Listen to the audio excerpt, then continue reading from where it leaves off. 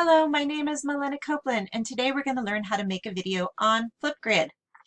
All you need to do is click on this button or this button that says Record a Response. Then you will press the record button in the middle there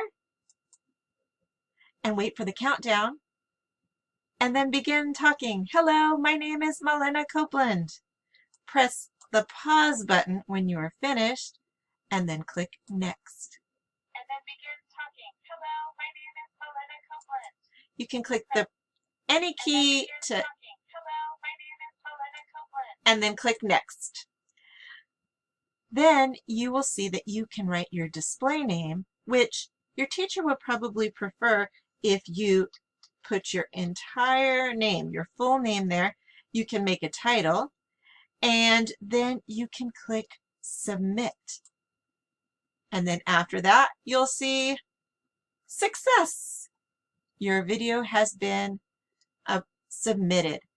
Click Complete, and then just for your information, you can also respond to one of your classmates, and many times your teacher would like you to do that.